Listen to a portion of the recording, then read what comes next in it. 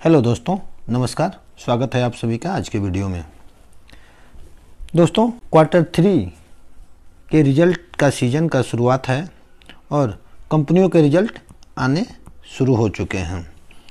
तो कुछ कंपनी के रिजल्ट तो दोस्तों अच्छे आ रहे हैं या तो गिरावट देखने को मिले, जिसके कारण जिस कंपनी का, ये दोनों चीज़ को समझना है, जिस कंपनी का रिजल्ट इक्वल है यानी एवरेज है या गिरावट है, उन कंपनियों को शेयर में जोरदार पिटाई देखने को मिल रही है।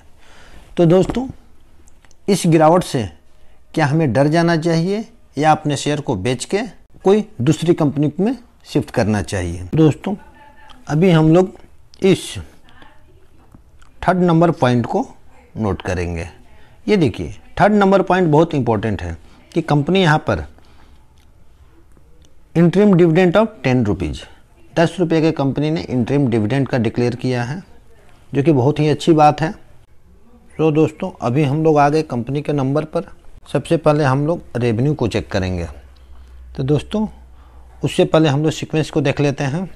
तो ये Q3, ये हमारा Q2, ये एक साल पहले का है। टोटल फिगर इन करोड़ में देखने को मिल रहा है।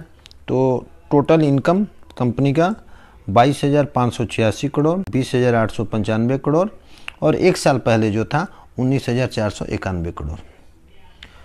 तो कंपनी का इनकम क्वार्टरली भी अच्छा जंप है और एनुअली भी ज़बरदस्त जंप बोल सकते हैं हम लोग। अब आती है कंपनी का एक्सपेंस का। कंपनी इनकम तो अच्छा की है, लेकिन उसके बाद कंपनी को खर्च भी देखना है ना, कि कंपनी खर्च कैसे कर रही है। उस इनकम को जनरेट करने के लिए कंपनी को क्या कॉस्ट पड़ा है, क्या खर्च हुए, उसे देखना है। तो टोटल एक्सपेंस यहाँ पर, तो टोटल एक्सपेंस भी देखने में मिल रहा है 18,156 करोड़, जो कि Q2 में था 16,794 करोड़ और एक साल पहले 15,012 करोड़। तो जिस हिसाब से कंपनी को इनकम हुआ है, उस हिसाब से कंपनी का एक्सपेंस भी बढ़ा है, यानी कंपनी का खर्च भी बढ़ा है। तो अब बात आ जाती है प्रॉफिट का। तो प्रॉफिट देखने के लिए दोस्तों इनकम माइनस एक्सपेंडिचर करना पड़ेगा, यानी अपने खर्चे को माइनस करना पड़ेगा। उसके बाद जो बचेगा वो हमारा शुद्ध प्रॉफिट होगा। तो प्रॉफिट बिफोर टैक्स हमारा ये 4,430 करोड़, 4,101 करोड़ और 4,480 करोड़ बोल सकते हैं रफली। चलिए, इसमें गवर्नमेंट को कुछ टैक्स भी देना पड़ेगा, तो हम लोग इस पार्ट्स को छोड़ देते हैं। प्रॉफिट फॉर द पीरियड को चेक करते हैं। तो 3,448 करोड़, 3,263 करोड़, 3,977 करोड़। सो दोस्तों, क्वार्टरली तो स्लाइटली जंप है प्रॉफिट, लेकिन एनुअली प्रॉफिट में गिरावट है। तो कंपनी का परफॉर्मेंस तो एनुअली वाइज तो अच्छा नहीं रहा। तो क्या इससे कंपनी का EPS पे असर होगा? तो EPS को भी हम लोग ज़रूर चेक करेंगे। प्रॉफिट के हिसाब से ही EPS भी है। तो EPS हमारा 12.69, जो कि Q2 में था 12.01 और एक साल पहले 14.63। तो उस हिसाब से EPS में भी कंपनी का गिरावट है। तो कंपनी तो क्वार्टरली तो ग्रोथ अच्छा दिखाई है, लेकिन एनुअली कंपनी का प्रॉफिट में गिरावट है। कंपनी का इनकम अच्छा हुआ है, लेकिन कंपनी के खर्चे बढ़ने के कारण कंपनी का प्रॉफिट कम नज़र आ रहा है। तो चलिए, आगे भी कुछ पैरामीटर हैं, इस कंपनी में बने रहा जाए या इसे निकल जाया जाए। तो चलिए आगे बढ़ते हैं।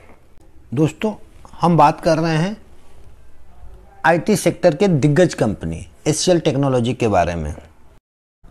दोस्तों, अभी इस कंपनी का चार्ट को देख लेते हैं कि कंपनी का परफॉर्मेंस कैसा है। तो दोस्तों, चार्ट तो कंपनी को आपको देखने में मिल रहा है।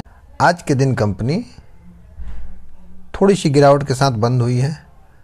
5 दिन में दोस्तों ये 3.2% की बढ़त है। एक मंथ में 16% के आसपास बढ़त है। 6 महीने में भी कंपनी 28% की बढ़त देखने में मिल रही है। दोस्तों, 6 मंथ में आपको 2 क्वार्टर आ चुका। इसके बाद भी कंपनी का शेयर प्राइस आप देखिए कहाँ से कहाँ तक है। इसके बाद दोस्तों, एक साल में कंपनी का परफॉर्मेंस देख रहे हैं। तो एक साल में कंपनी 35% को हम बोल सकते हैं लगभग, ये इसके शेयर प्राइस में बढ़त है। मैक्सिमम चार्ट देखने से दोस्तों यहाँ पर आपको सारा चीज़ क्लियर हो जा रहा है।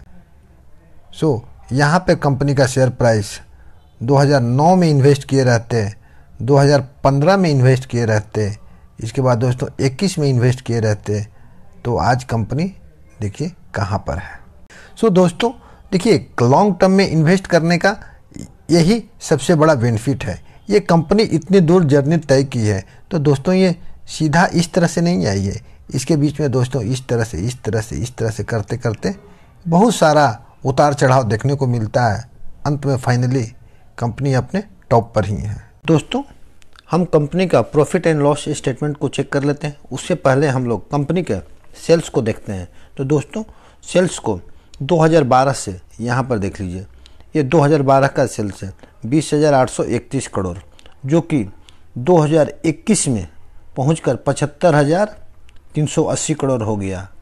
तो दोस्तों कंपनी का ये सेल्स कोई सीधा नहीं बढ़ते गया है। इसके बीच में कंपनी का सेल्स कई बार ऊपर नीचे देखने को मिला। इसके बाद कंपनी का सेल्स ये यहाँ तक पहुँचा। उसी तरह दोस्तों कंपनी का नेट प्रॉफिट एनुअली प्रॉफिट है दोस्तों 4,000 करोड़, 6,000 करोड़, 7,000 करोड़, 5,600, 8,600, 8,700, 10,120, 11,000, 11,145 और 2021 में 11,000 कंपनी नेट प्रॉफिट कर रही है। तो दोस्तों ये कंपनी का प्रॉफिट ये एक दिन में इस तरह से नहीं हुआ है। हर साल कंपनी इस तरह से तय की है सफ़र अपना, तो कंपनी इस तरह से डायरेक्ट नहीं गए दोस्तों। इसके बीच में कंपनी में इस तरह से कई बार गिरावट देखने को मिली है। इसके बाद कंपनी का शेयर प्राइस आज इस टॉप पर बैठा है। सो दोस्तों मेरा ये वीडियो में बताने का मतलब ये है कि अगर ये कंपनी आपके पोर्टफोलियो में है तो दोस्तों आप इसे होल्ड कर सकते हैं। मंडे को शेयर प्राइस कहाँ जाता है, ऊपर जाएगा या नीचे जाएगा, मुझे इसका मतलब जानकारी नहीं है। लेकिन दोस्तों मैं ये दावे से कर सकता हूँ कि आने वाला समय में ये कंपनी ऊपर ही जाएगी।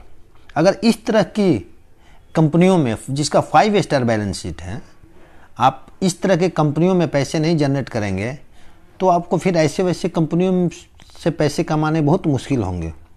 तो दोस्तों आप चाहें तो इस कंपनी को होल्ड कर लीजिए। अगर मैं बोल रहा हूँ कि अगर शेयर प्राइस में मंडे को गिरावट आती है, 5 to 10% की गिरावट आती है और आपके पास अगर पैसे हैं तो आप चाहें तो अपने स्टडी के हिसाब से आप इसे बाई कर सकते हैं। दोस्तों इस वीडियो में मैंने अपना आइडिया आप लोगों के साथ शेयर किया है। मैंने इसी तरह से इन कंपनियों को एनालिसिस करके शेयर मार्केट में पैसे लगाता हूं। और आप चाहें अगर नए इन्वेस्टर हैं तो दोस्तों इस तरह से आप अपने कंपनी को एनालिसिस कीजिए। कंपनी का क्वार्टरली रिजल्ट तो नो डाउट गिरावट देखने को मिल रही है, लेकिन दोस्तों आने वाले समय में कंपनी इस तरह से नहीं रहेगी। सो दोस्तों आशा करता हूं कि वीडियो आप लोगों को अच्छी लगी होगी, और वीडियो अच्छी लगी तो please like share and subscribe जरूर कीजिए, क्योंकि वीडियो बनाने में बहुत मेहनत लगती है। थैंक यू दोस्तों, जय हिंद।